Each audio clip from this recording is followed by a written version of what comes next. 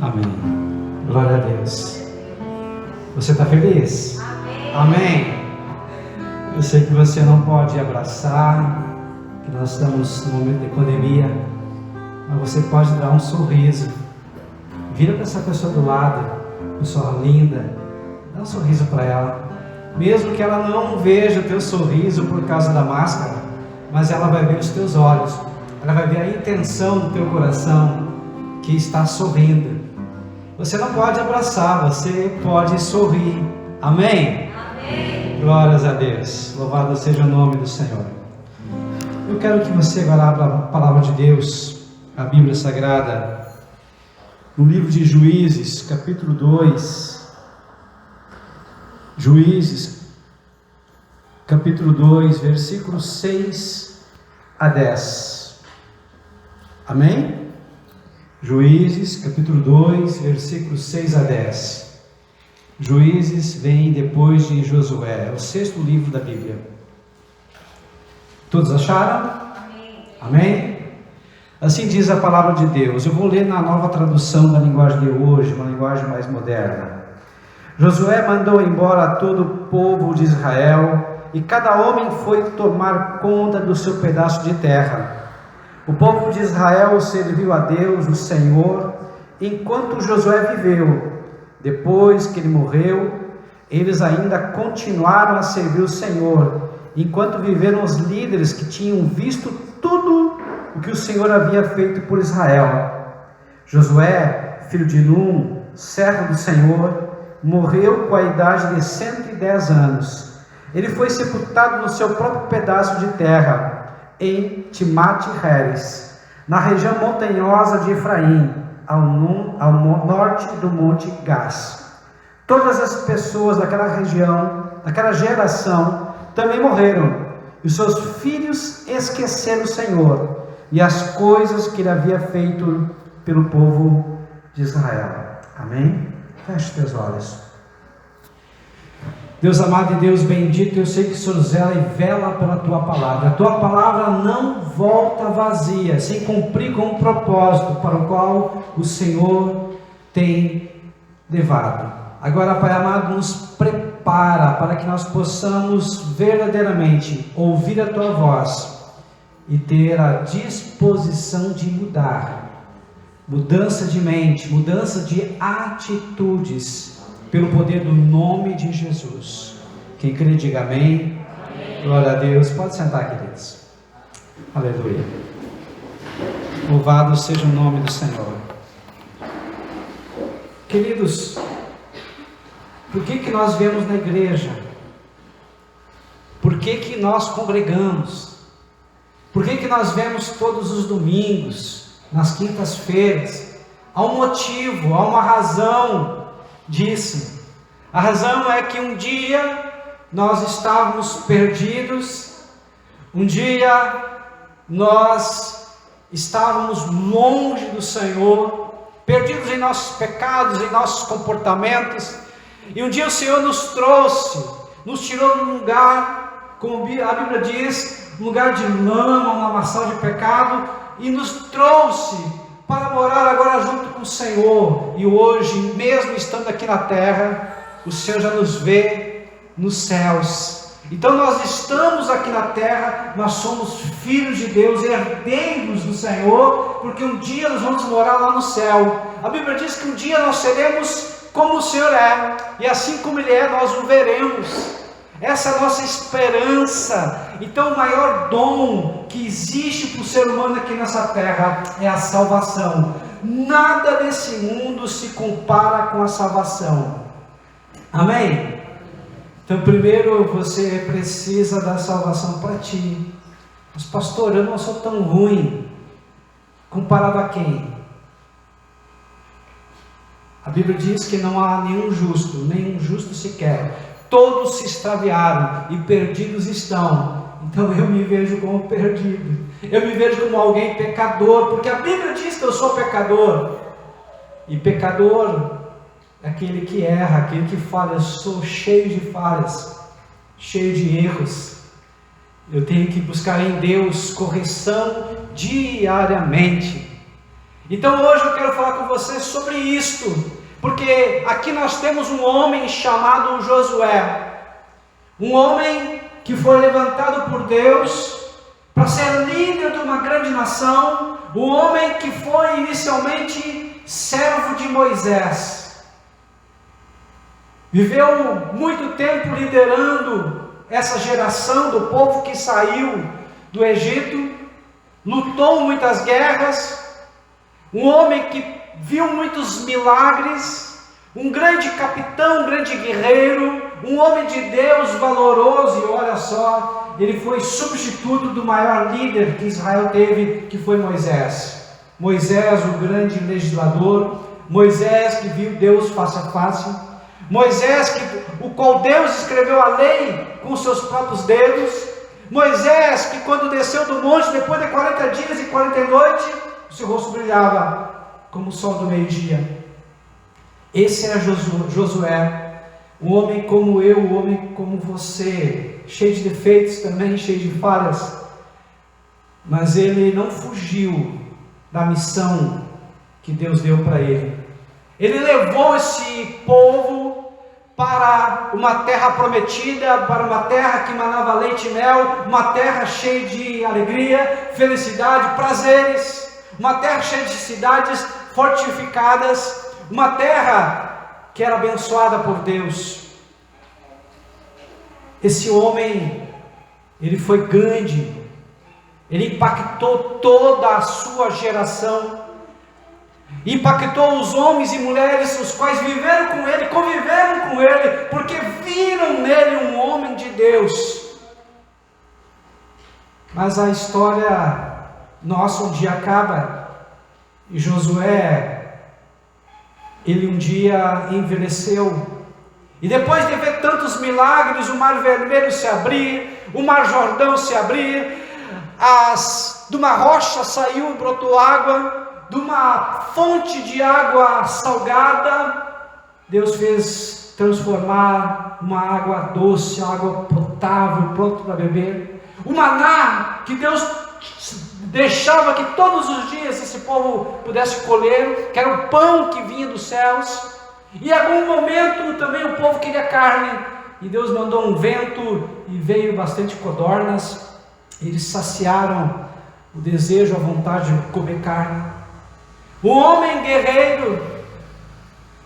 Então esse era o homem chamado Josué. Mas chegou um momento da vida dele que esse homem chamado Josué, ele já tinha cumprido com o seu plano aqui nessa terra, a sua missão aqui nessa terra. Ele ia partir, ele já estava velho, e ele chama então todo Israel, as lideranças do povo, e todos se reuniram num local, e lá nesse local ele disse: olha, vocês estão vivendo agora em cidades fortalecidas e fortificadas, cidade que emana leite e mel, ou seja, cidade onde tudo que tu planta dá. Então essa cidade é uma cidade abençoada, e foi Deus que nos deu, não foi a força do nosso braço que conquistou. Mas nessa cidades, nessa região, tem povos idólatras, que servem outros deuses, que têm outros costumes, e vocês podem se desviar, seguindo outros deuses, seguindo outros comportamentos, e não as leis nas quais o Senhor nos forneceu. Então cuidado, há um perigo, há um risco de vocês ao longo da vida se desviarem, mas eu e a minha casa serviremos ao Senhor. Eu tenho uma decisão hoje, independentemente das circunstâncias, independentemente de qualquer coisa, eu decidi servir ao Senhor. Eu já estou velho agora, e eu sei que eu vou morrer logo logo, mas a minha decisão é essa. Eu não vou me desviar nem para a direita nem para a esquerda. Eu vou seguir o caminho reto, que é o caminho da lei de Deus. Eu vou seguir as palavras que Deus escreveu com seus próprios dedos, que são os mandamentos. E eu quero que vocês façam o mesmo, porque eu vivi por toda a minha vida, e eu ensinei essa lei para os meus filhos, e eu ensinei essa lei para os meus netos, e agora eles estão vivendo também a lei de Deus. Josué, ele cumpriu com o chamado dele. Pastor, por que o senhor está falando isso? Porque nós vamos ver que há uma possibilidade muito grande de pessoas não cumprirem. E agora eu quero mostrar para vocês 3 cadeiras. A primeira é uma cadeira branca. O branco representa a pureza, o branco representa a santidade. O branco, ele tem uma conotação de algo celestial, de algo divino, de algo de Deus. Ou seja, o branco é aquela geração de Josué, uma geração comprometida, ou seja, uma geração que tem compromisso com Deus, com a missão, uma geração que evangeliza, uma geração que fala das boas novas, uma geração que tem aliança com Deus, uma geração que tem experiências com Deus, uma geração que tem ou teve um encontro com Deus. Pastor, o que é ter um encontro com Deus? Quem tem um encontro com Deus sabe que além de ser salvo, ele não vive sem Deus.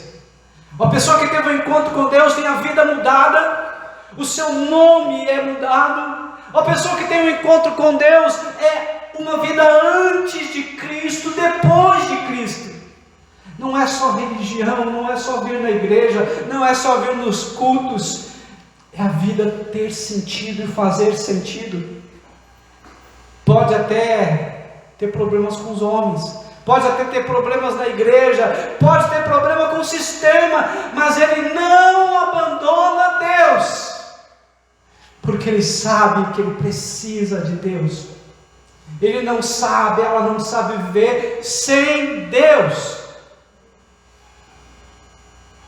Essa pessoa, ela é representada com a cadeira branca, e ela se vê com peso de responsabilidade, ela tem compromisso com as coisas de Deus, ela se julga, ou seja, se analisa, examina a si mesma todos os dias. Para quê? Para ver seus pecados, procurar se consertar, procurar corrigir.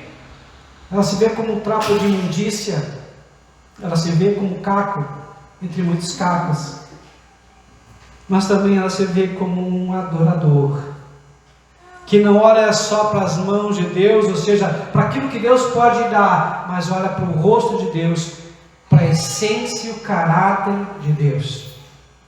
Essa pessoa se vê como filho, e como filho, ela é herdeiro de Deus.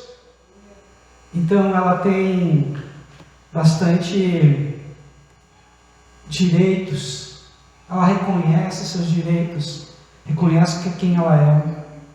A segunda cadeira, cadeira azul, representado agora por uma segunda geração, ou seja, os filhos da cadeira branca, os filhos de pessoas comprometidas. Essas pessoas são agora envolvidas, não são comprometidas, mas são envolvidas. Elas não estão realmente enganjadas, é mais um no meio. Elas não oram mais como as da primeira geração. Geralmente pede para o pai, pede para a mãe: mãe, ora por mim, pai, ora por mim. Porque ela não acredita no Deus do seu pai, verdadeiramente, profundamente, com intensidade. Elas não têm mais aquela experiência que os seus pais já tiveram com Deus. Elas não têm a mesma aliança, não têm a mesma intimidade. Elas conhecem o Deus do pai, o Deus da mãe, mas ainda não é verdadeiramente o seu Deus. Essas pessoas, elas não têm autoridade para orar, elas não têm autoridade para curar, para expulsar de demônios, elas não se sentem como alguém cheio de autoridade. Elas pedem para os outros, porque não acreditam em si e na realidade não acreditam nem em Deus como deveriam.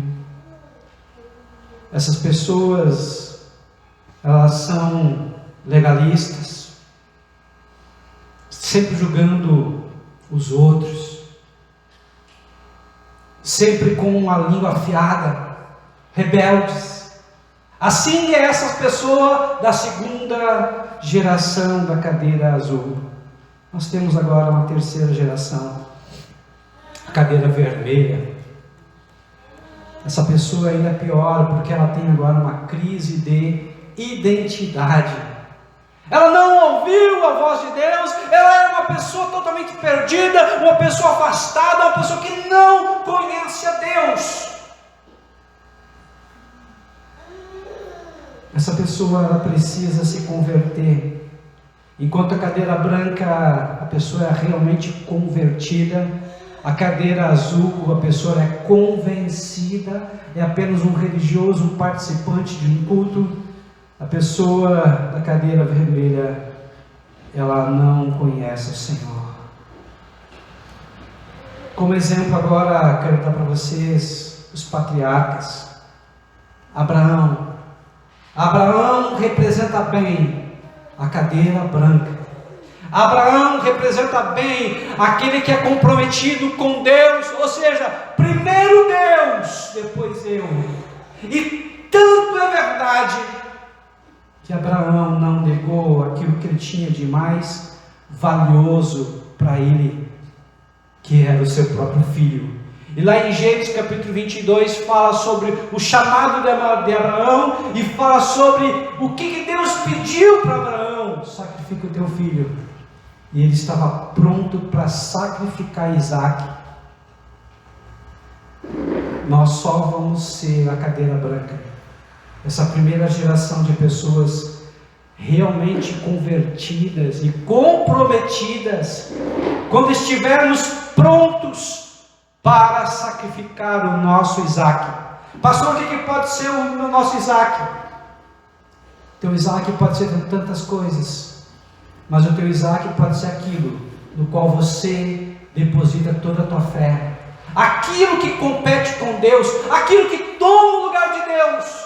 Esse é o teu Isaac, é isso que você precisa sacrificar, porque ninguém, nada e ninguém pode assumir o lugar de Deus. Abraão, ele era alguém que saía da zona de conforto, e o que Deus pedia, ele cumpria. Ele saiu da sua parentela, saiu da sua terra, ele deixou a zona de conforto. Essas pessoas que saem da zona de conforto e cumprem uma missão, são a primeira geração. Ele fazia altares, ou seja, onde ele estivesse, ele adorava a Deus. Ele honrou Deus com tudo que Deus pediu para ele, ele cumpriu. Assim ele foi chamado amigo de Deus. Assim ele foi chamado pai da fé. Ele foi um grande intercessor pelos seus, e foi honrado pelas três maiores religiões: a judaica, a cristã e os muçulmanos, até hoje. A segunda geração é Isaac. Ele é filho de um grande pai, mas ele passou meio que despercebido na sua própria geração. A segunda geração é primeiro eu, depois Deus. É o crente morno, é a pessoa religiosa, é a pessoa que é contada como número, mas ela não aparece. Ela não é tão importante, ela não é tão relevante, ela não impacta a vida das outras pessoas que estão ao seu lado. É difícil de lembrar delas. E a terceira geração é Jacó. Primeiro eu, depois eu, e depois eu novamente. É uma geração altamente egoísta, é uma geração egocêntrica, é uma geração que busca os seus prazeres, a sua própria felicidade, é uma geração afastada de Deus, é uma geração que não conhece a Deus. E quantas pessoas hoje você sabe que não conhecem a Deus? Se a primeira geração, representada pela cadeira branca, é convertida, a segunda geração, representada pela cadeira azul, é as convencidas, as religiosas que participam de um culto. A terceira geração, cadeira vermelha, é a pessoa totalmente longe e afastada de Deus, que não o conhece. Mas, por fim,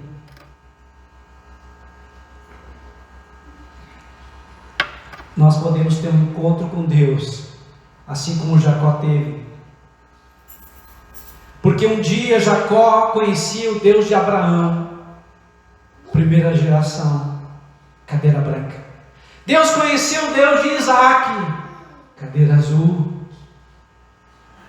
Mas um dia Deus se revelou para ele, e ele viu os céus abertos, ele viu uma escada que subia para o céu, e lá ele se converteu.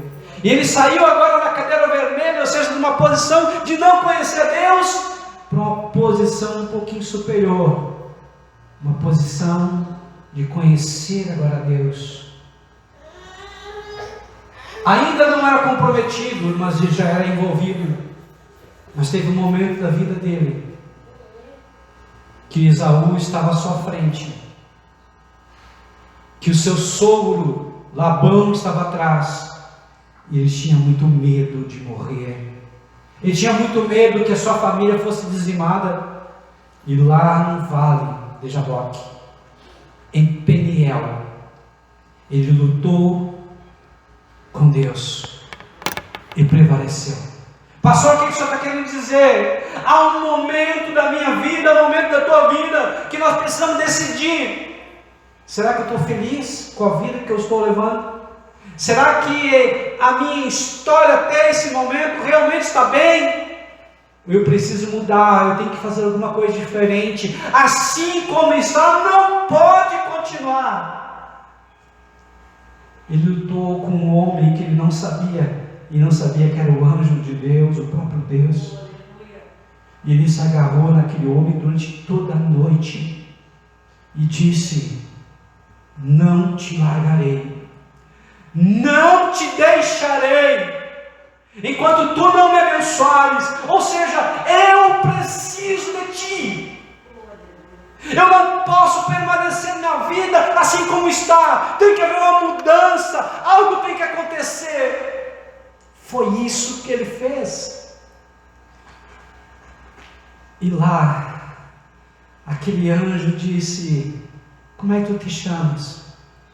Eu me chamo Jacó, enganador, corrupto, mentiroso. Ou seja, ele se revelou e disse realmente quem ele era. E aquele anjo disse: agora não se chamarás mais Jacó, mas se chamarás Israel, porque como príncipe, como homem, lutou com Deus e prevaleceu. Mudou o nome, e mudando o nome mudou a história. A partir daquele momento ele saiu agora da cadeira azul e foi para a cadeira branca. Não mais um homem envolvido, mas um homem engajado, comprometido, mudado completamente. E o seu andar muda, ele realmente mostrava a mudança. Porque quando o anjo tocou, ele ficou manco. Estão entendendo? Há mudança nas atitudes, há mudança na fala, há mudança no pensamento, há mudança no sentimento, há uma mudança total. Mas pastor, eu tenho áreas na minha vida que, sendo bem sincero, parece que ainda não foi convertido, está na cadeira vermelha. Tem outras áreas na minha vida que está um pouquinho melhor, está na cadeira azul. E pouquíssimas áreas na branca. O que eu faço? Você precisa se converter nessa área. Você precisa ter um encontro com Deus, para que Deus possa mudar essa área. Só o Senhor pode realmente fazer um milagre. Tem coisas que eu posso mudar, tem coisas que eu consigo mudar, mas tem áreas, tem coisas que eu preciso de um milagre. Se Deus não agir, se Deus não operar, eu estou perdido. Eu preciso do Senhor, desesperadamente, todos os dias. Eu digo para Deus: Deus, eu preciso de Ti. Deus, me salva de mim mesmo, me ajuda, me restaura, me renova, muda a minha mente, muda os meus conceitos. Eu quero ser um homem diferente. Essa tem que ser a nossa oração. Outro exemplo, Davi. Davi é um homem típico, um exemplo típico de alguém que sentou na cadeira branca. Mas pastor, Davi adulterou? Sim. Davi mandou matar um homem? Sim. Inocente? Sim. Davi teve problemas com seus filhos? Sim. Mas no final da sua vida, ele mudou e se tornou um ótimo pai. Ele se converteu. Estão entendendo, queridos?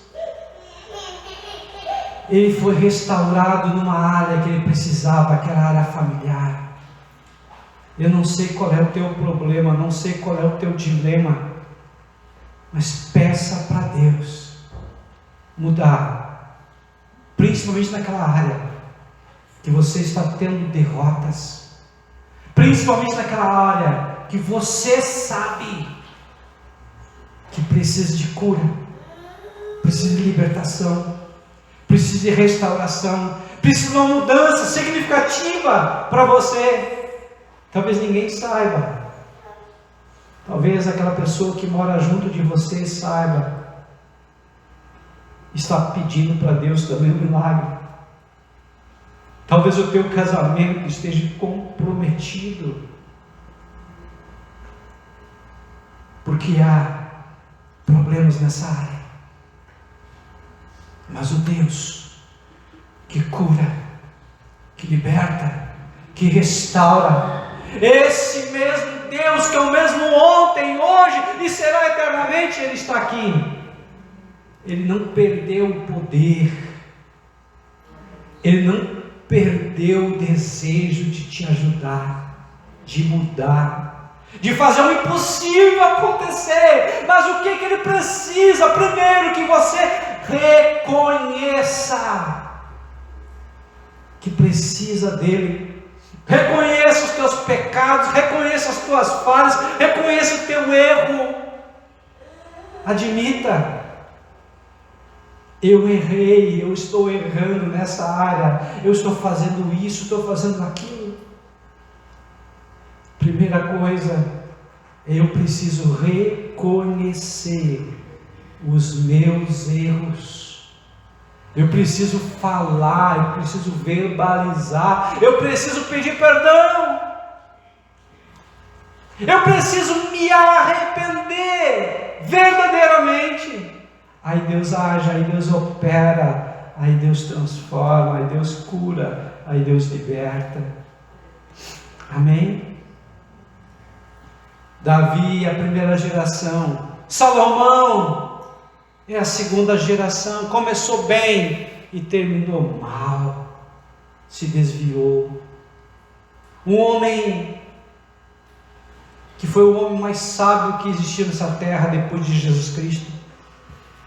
O homem que Deus levantou ele para fazer o templo de Salomão, o templo em Jerusalém, mas se desviou depois com as suas 1000 mulheres, se desviou com os deuses dessas mulheres.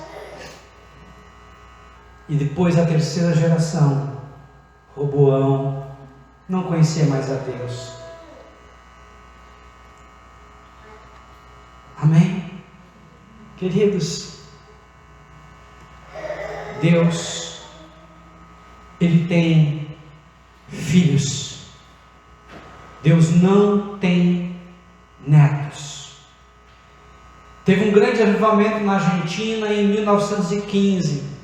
E esse avivalista, qual foi usado muito por Deus nessa nação, ele dizia: Deus tem filhos, Deus não tem netos. Ou seja, filho de crente não quer dizer que seja crente. Ele precisa também ter o seu encontro com Deus. Filho de crente, por mais que o crente, o pai ore, ele precisa ter as suas experiências. O problema é que há uma grande incoerência entre o que é pregado e o que é vivido dentro das próprias casas. O problema é que muitas vezes dentro do próprio lar os pais não dão bons testemunhos. O problema é que muitas vezes dentro do próprio lar o pai e a mãe não vivem o evangelho como deveriam viver. Eles fazem fofoca, mentem, agridem um ao outro, não são companheiros, não se respeitam. Estão entendendo?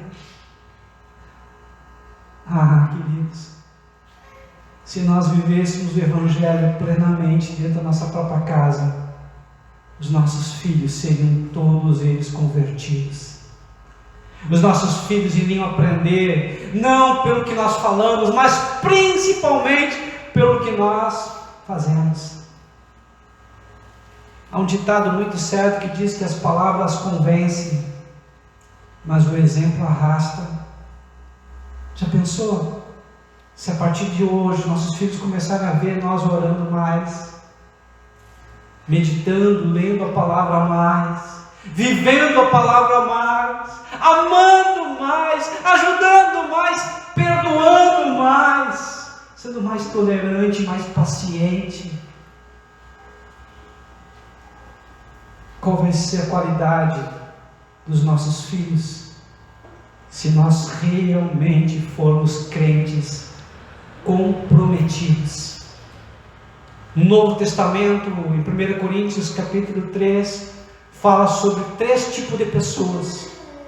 A primeira pessoa é a pessoa espiritual. O que é uma pessoa espiritual? É uma pessoa cheia do Espírito Santo. O que é uma pessoa espiritual? É uma pessoa que medita na palavra de dia e de noite. O que é uma pessoa espiritual? É uma pessoa que discerne espiritualmente todas as coisas e de ninguém é discernido e julgado. O que é uma pessoa espiritual? É uma pessoa que tem intimidade com Deus, é uma pessoa que ora, é uma pessoa que ouve a voz de Deus e obedece. Nós temos uma segunda pessoa, e essa primeira pessoa, ela representa a cadeira branca. A segunda classe de pessoa, que representa agora a cadeira azul, é a pessoa carnal. Ela até participa do culto, ela até trabalha no culto, ela tem funções dentro da igreja, mas é o crente Raimundo, um pé na igreja, um pé no mundo. É uma pessoa convencida porque ela vem na igreja, sente paz, sente alegria, mas não houve mudanças profundas. É uma pessoa que precisa desesperadamente de Deus. E por fim, a pessoa natural, longe de Deus, afastada de Deus, que mais do que nunca precisa do Senhor. Pastor, qual é a pior? Lá em Apocalipse a Bíblia diz: se tu fosse quente ou tu fosse frio. E quente seria a cadeira branca, o comprometido. O frio seria o natural, aquela pessoa que não conhece a Deus. Mas porque tu é morno, ou seja, apenas envolvido, a cadeira azul, a Bíblia diz: eu vou vomitar da minha boca. Então, queridos, nós precisamos desesperadamente de Deus. Precisamos de uma mudança profunda em nossa forma de pensar, em nossa forma de sentir, em nossa forma de agir. Podemos enganar as pessoas, mas não vamos enganar a Deus. Não se engane. Estamos chegando agora ao final do ano. Quem sabe você está estabelecendo metas para o ano de 2021. Estabeleça uma meta: ser uma cadeira branca, ser uma pessoa totalmente comprometida com Deus, que haja uma mudança profunda em todas as áreas, que quando teu filho pensar em um herói, seja você. Quando tua filha olhar, essa é uma mulher de Deus. Isso faz toda a diferença. Você vai ser alguém que vai impactar tua família e impactar a tua geração. É isso que Deus quer. Mas depende de você. Não depende de mim. Não depende da igreja. É uma decisão pessoal que eu tenho que fazer todos os dias, que eu tenho que renovar todos os dias. Eu não posso esperar isso somente no culto de domingo.